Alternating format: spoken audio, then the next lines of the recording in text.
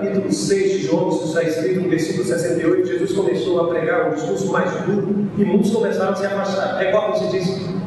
Aí Jesus voltou-se para o grupo e fez uma pergunta. Lembra-se qual foi a pergunta? Quereis vós também retirar-vos? Sabe quem foi que respondeu? Tinha que ser ele, né?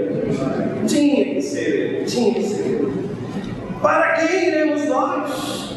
Tu tens as palavras da vida eterna. Isso aqui é um homem consagrado. Isso aqui é um homem consagrado. Mas querem saber como isso acontece algum tempo depois?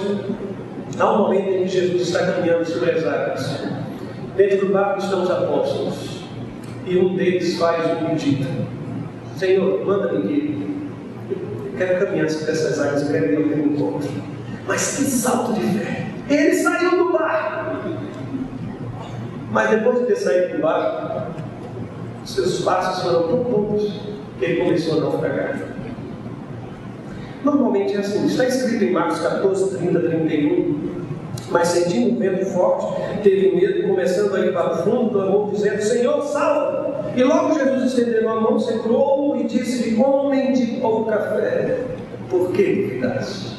Eu sei que é um trabalho, eu acho que alguns, quem sabe até o sul, é um convite a caminhar sobre as águas. O autor faz elogios enormes, rasgados a Pedro, porque ele teve coragem de sair do barco. Os outros permaneceram ali. Mas querem saber, ainda que tal interpretação seja possível, a palavra de Jesus a Pedro é uma palavra de condenação, é uma palavra dura. Ele olha para Pedro e diz: olha, faltou fé na sua vida, porque a fé não pode me levar somente a grandes saltos, a proezas, a coisas fascinantes, a saltar do alto do pináculo do templo, a transformar pedras em pães. A fé no meu Senhor é o que vai me permitir caminhar 88 anos. E quantos anos ainda tiver de vida como igreja do Senhor? E às vezes, irmãos, quantos do povo de Deus são afetos a essas experiências de grande impacto, sair do barco, mas não conseguem caminhar no dia a dia ao lado do seu Senhor? Não conseguem fazer. Permitam-me concluir a reflexão da manhã de hoje apenas lembrando de um Pedro diferente.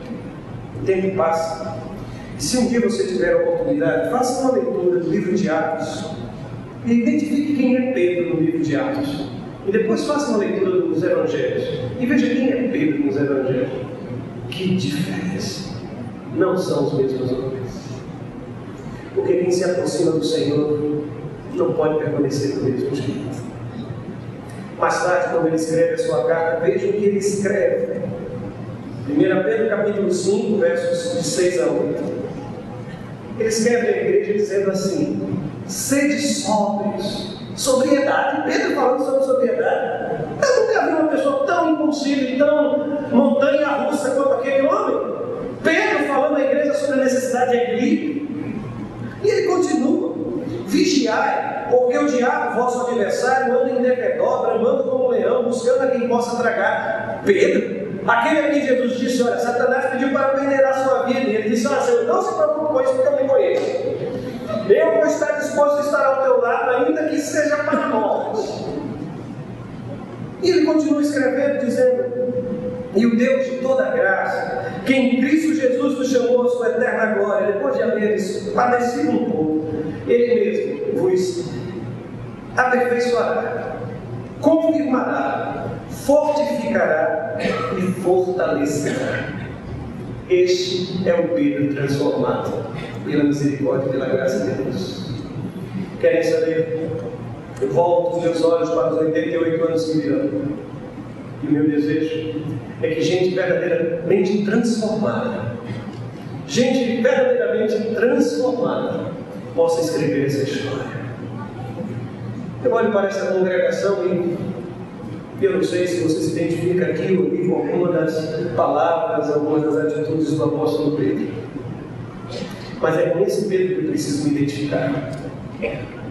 Com o homem que descobriu o valor da sobriedade, um homem que descobriu o valor da vigilância, um homem que percebeu que os projetos de Deus eles não se acabam, porque aquilo que o Senhor começou a criar e concluir na minha vida e na sua vida. E a igreja do Senhor é assim que há de prevalecer. E pensar que foi esse homem o motivo pelo qual Jesus desencadeou uma conversa com seus discípulos, dizendo: eu também te digo que tu és Pedro, e sobre esta pedra, a confissão de fé que Jesus Cristo é o Senhor, sobre esta pedra, o fato de que eu sou o Filho de Deus, é que a minha igreja será edificada. E depois diz o texto sagrado: as portas do inferno não prevalecerão contra ela. Conceda-nos o Senhor a humildade de reconhecer aquilo que precisamos ainda de mudança e da operação da sua graça na minha vida e na sua vida. Que assim seja. Amém.